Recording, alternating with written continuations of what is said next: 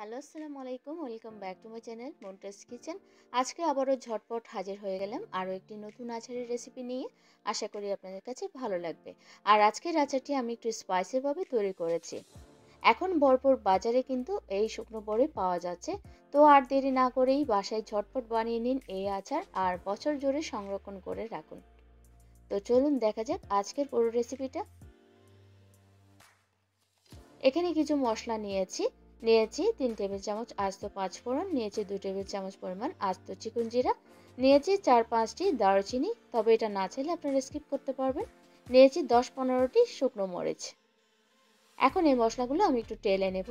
তার জন্য চুলায় একটা প্যান বসিয়ে এখন মশলাগুলো আমি দিয়ে দিচ্ছি এবং এগুলো আমি এখন মিডিয়াম টু লো আছে ভেজে নেব। আর এটা অনবরত নাড়ব যাতে নিচে থেকে পোড়া লেগে না যায়। পোড়া লেগে গেলে কিন্তু মশলার টেস্ট নষ্ট হয়ে যেতে পারে।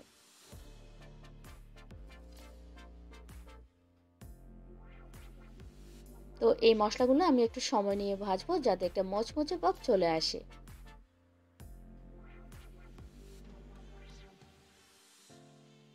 তো কিছুক্ষণ ভেজে নেওয়ার পর দেখতে পাচ্ছেন কালার কিন্তু চেঞ্জ হয়ে গেছে। এখন এটা আমি চুলা থেকে নামিয়ে রাখবো আর ঠান্ডা হওয়ার পর এটা আমি এখন ব্লেন্ড করে নিচ্ছি।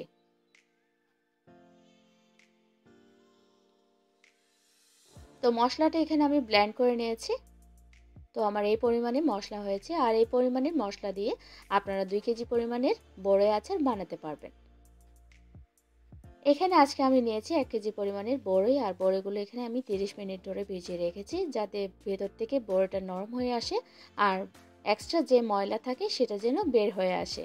তো আপনারা দেখতে পাচ্ছেন পানিটা কিন্তু অনেক ময়লা হয়ে গিয়েছে, বড়িগুলো অনেক পরিষ্কার হয়ে গিয়েছে। এখন এগুলো আমি একটি স্ট্রেনারে নিয়ে নিচ্ছি।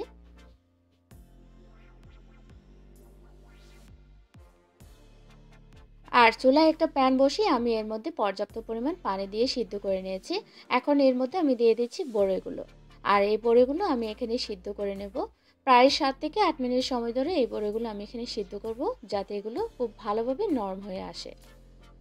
আর আপনারা যারা এভাবে বড়ি সিদ্ধ করতে না চান সেক্ষেত্রে এগুলো আপনারা ভাপিয়েও নিতে পারেন, এক্ষেত্রেও কিন্তু বড়িগুলো খুব ভালোভাবে নরম হয়ে যায়।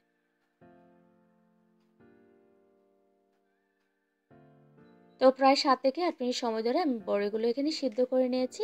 তো আপনারা দেখতেই পাচ্ছেন বড়িগুলো কিন্তু অনেক নরম হয়ে গিয়েছে। এখন এগুলো আবারও স্ট্রেনারে নিয়ে পানি ঝরিয়ে নিচ্ছি।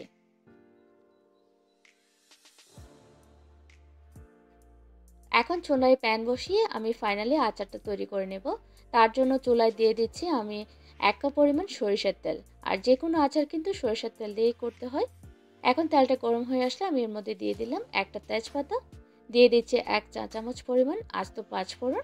এটা দিলেও কিন্তু ফ্লেভারটা দারুণ আসে, দেওয়ার অবশ্যই চেষ্টা করবেন। দিয়ে দিচ্ছি 2 টেবিল চামচ পরিমাণ রসুন কুচি।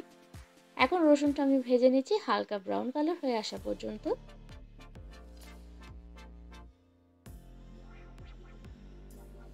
তো রসুনটা ভাজা হয়ে গেছে, এই পর্যায়ে আমি এখানে দিয়ে দিচ্ছি সিদ্ধ করে রাখা বড়িগুলো। আর বড়িগুলো দিয়ে আমি খুব ভালোভাবে সবকিছু মিশিয়ে নিচ্ছি। কাঁচা পাকা বড়ইয়ের আচারের আরও একটি রেসিপি আমার চ্যানেলে দেওয়া আছে, চাইলে আপনারা সেটাও দেখে নিতে পারেন, আমি লিঙ্কটা ডিসক্রিপশন বক্সে দিয়ে দিব। তো আমার সবগুলো মেশানো হয়ে গেছে, এর মধ্যে এখন অ্যাড করে দিচ্ছি আমি স্বাদ মতো লবণ, দিয়ে দিচ্ছি 1 কাপ পরিমাণ চিনি। তবে চিনিটা এখানে কম বেশি লাগতে পারে, আপনারা আপনাদের টেস্ট অনুযায়ী এখানে চিনিটা অ্যাড করে দেবেন। তো এখন চিনিটা আমি বড়ইয়ের সাথে খুব ভালোভাবে মিশিয়ে নিচ্ছি।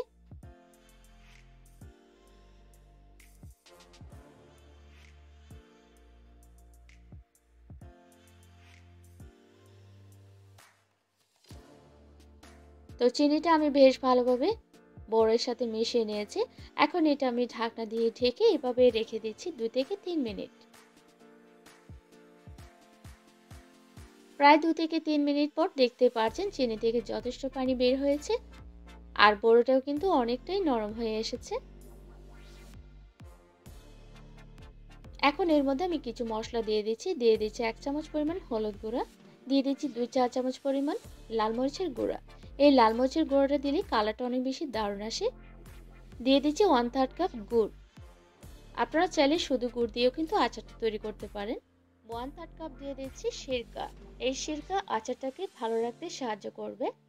এখানে যদি আপনারা গুড় ইউজ করতে চান সেক্ষেত্রে এখানে চিনির পরিমাণে গুড় অ্যাড করে দেবেন, তাহলে হয়ে যাবে। এখন সবকিছু আমি আবারও মিশিয়ে নিয়েছি। আর মিশিয়ে নেওয়ার পর এখন এটা আমি ঢাকনা দিয়ে ঢেকে একদম মিডিয়াম টু লো আছে রান্না করে নেব ঠিক 5 থেকে 6 মিনিট।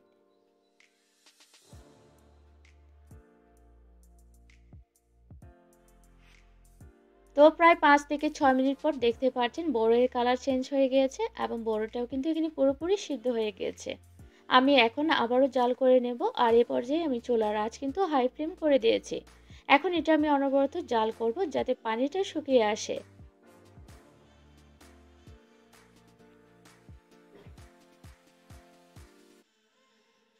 আর আচারটা নাড়তে নাড়তে এ পর্যায়ে আমি এখানে অ্যাড করে দিচ্ছি আমি যে মশলাটা তৈরি করে রেখেছিলাম সেই মশলা থেকে অর্ধেকটুকু মশলা আমি এর মধ্যে দিয়ে দিচ্ছি। যারা একটু স্পাইসি কম খেতে চান সেখানে কিন্তু একটু কমিয়ে দিতে পারেন মশলাগুলো।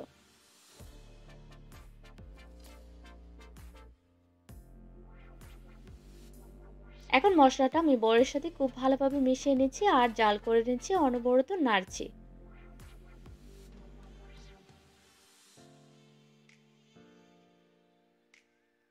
তো এইভাবে মশলাটা দেওয়ার পর আমি আরো 5 থেকে 6 মিনিট ধরে এটা এইভাবে জাল করে নেব। তো এটা আমার আচারটা কিন্তু হয়ে গিয়েছে। এই আচারটি এখন আমি চুলা থেকে নামিয়ে পুরোপুরি ঠান্ডা করে নেব। আর ঠান্ডা হওয়ার পর আপনারা যে কোনো এয়ারটাইট বক্স বা কাচের বয়মে ভরে রেখে দিতে পারেন সারা বছরের জন্য। তো আশা করি আপনাদের কাছে আচারের এই রেসিপিটি অনেক বেশি ভালো লেগেছে। বাসায় বানিয়ে আমাকে কিন্তু কমেন্ট বক্সে জানাবেন। আর ভিডিওটি ভালো লাগলে অবশ্যই লাইক দিবেন এবং ফ্রেন্ডস অ্যান্ড ফ্যামিলির সাথে শেয়ার করবেন। আর যারা এখনো পর্যন্ত আমার চ্যানেলটি সাবস্ক্রাইব করেনি প্লিজ আমার চ্যানেলটি অবশ্যই সাবস্ক্রাইব করবেন, যাতে আমি নতুন ভিডিও আপলোড করার সাথে সাথেই আপনারা নোটিফিকেশন পেয়ে যান। তো সবাই ভালো থাকবেন, আমার জন্য দোয়া করবেন। সামনে কোনো নতুন রেসিপি নিয়ে আবারও হাজির হব।